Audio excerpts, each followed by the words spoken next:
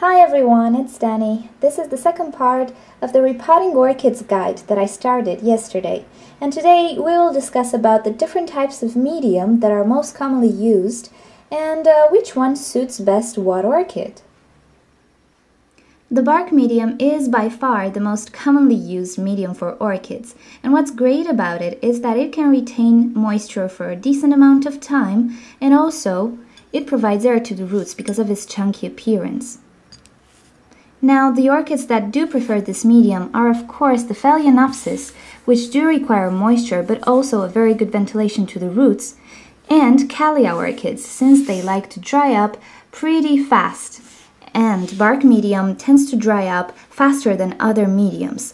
But you have to be careful. Even though you can use bark medium to any kind of orchid actually, you have to be careful with certain types of orchids like Miltoniopsis and even some Oncidiums who prefer a bit more moisture than Callias and Phalaenopsis orchids. So maybe it's best to use bark medium for those orchids in combination with something else. But for Phalaenopsis and Callia orchids who do like moisture, like air, and like to dry up pretty fast between waterings, this is a good medium to use standalone. Coconut husk medium is again very used with orchids. Maybe not so much with Phalaenopsis or Callias, but definitely very used with Oncidiums and their intergenerics and even Miltoniopsis. The best thing about it is that it can retain more moisture than the bark medium because of this spongy texture, but also it comes in chunks, so it permits air to get to the roots and it doesn't suffocate the roots. Now you can use this medium together with perlite for extra ventilation, and the orchids that like it the most are of course the Miltoniopsis orchids, which prefer a lot more moisture than a Phalaenopsis for a very long time, and also Oncidium orchids who tend to drink a lot of water, especially when they're growing a new flower spike. You can use perlite just to give some extra ventilation to your pots. Most commonly, people mix it up with sphagnum moss, because the moss can actually suffocate the roots if you're not careful. But you can also mix it up with any other mix you want, especially with coconut husk.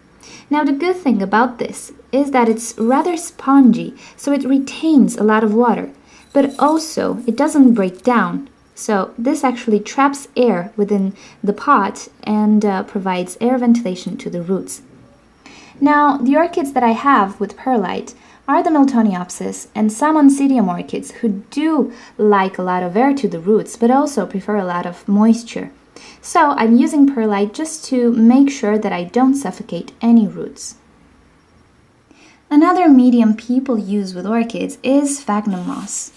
I have this orchid in a mixture of sphagnum moss and some bark medium, just because I really don't like to use standalone moss, because it can retain more moisture that I would allow this plant to be in. Now you can use sphagnum moss with orchids that do require a lot of moisture all the time, like the case of Draculas or Masdevallias. Also, it is very well suited for seedlings and small orchids who do actually need a lot of moisture for a very long time. If you do live in a climate that is very warm all the time, you can benefit from sphagnum moss, because I don't think you want to water your orchid every 2 days. But if you're living in a temperate climate, sphagnum moss might not be for you, because it can retain a lot of moisture, and in the winter time you can have some problems with your orchids and with root rot, because sphagnum moss doesn't really allow roots to breathe. It tends to pack down in time because of the weight of the water.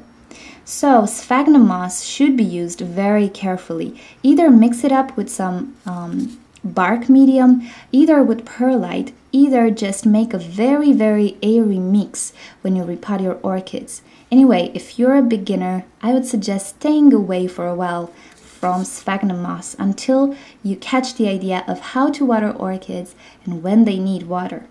But if you're living in a climate that is very warm and dry, you could benefit from sphagnum moss. Now, there is a medium you should definitely stay away from when you're dealing with epiphyte orchids, and this is soil.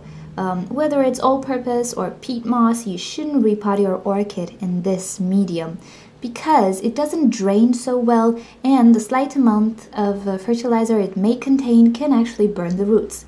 But there are some orchids that do benefit from a mixture using peat moss. And these are Cymbidium orchids. But it is recommended to make a nary mix as well. So you can mix up peat moss with bark medium and perlite, and your orchid will benefit from it because Cymbidiums are slightly terrestrial orchids. As with all orchids, you can do your mixes whatever way you want. You can mix up bark medium with coconut husk, with sphagnum moss, with perlite. You can find your proper mix. But regarding soils, never attempt to use it on most commonly found orchids like Cattleyas, Paphiopedilums, Phalaenopsis, or Oncidiums. Now, there is another type of medium that people associate with orchid mixes. You can even find it pre-made in orchid mixes in the store. And this is the charcoal, but I prefer to stay away from it, and I'll tell you why. If you guys ever had a fish tank, you'll know that some products are designed to retain the toxins in your tank. This is what happens to charcoal as well. It's designed to accumulate the toxins you might have in your orchid pots. But if it's the type that is activated, like in fish tanks, you have to know something. It does indeed act like a sponge, but after about 2 weeks, it starts to leach out. So I really don't want any charcoal to leach out toxins in my orchid pots. That would normally flush out anyway. Now, I'm not sure if they used activated charcoal in orchid mixes, but if they do, you really, really want to stay away from it. Another reason to stay away from it is that charcoal tends to bind salts as well, so orchid fertilizers will be affected by it. Now, in the case that they don't use activated charcoal, well, you really don't need charcoal because if you have a very good regime of repotting, then no toxins should accumulate in your orchid pot. Some theories say that orchid roots produce some toxins, so this is why you should use charcoal. But you know what? You flush out the pot every week. So you flush out the toxins and the salt build-ups anyway. So whatever the case, you really, really don't need charcoal. This is just my opinion again. And if you want to contradict me on it, please do so, because I'm not sure what type of charcoal they're using, but I really, really don't want to find out.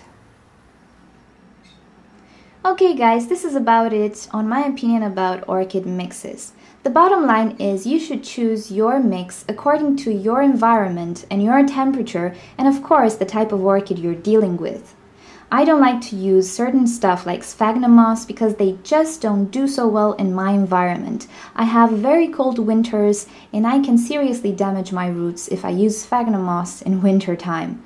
And I also do provide a lot of air to the roots because I've just noticed they grow better instead of a pot that doesn't really provide that much air ventilation. Also, I like to stay away from charcoal because either it will leach out all the toxins it accumulated in the pot, either it will really not do me any good, or I won't see any difference because I have a good repotting routine. I take care of my orchids and of my medium, and I like to do things properly. So I have never experienced any signs of toxins built up in my repotted orchids.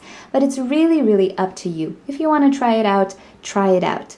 And if it doesn't work for you, don't use it. If it does work for you, just use it. Alrighty, thank you for watching this. Next time, I will talk about how to prepare the medium before repotting an orchid.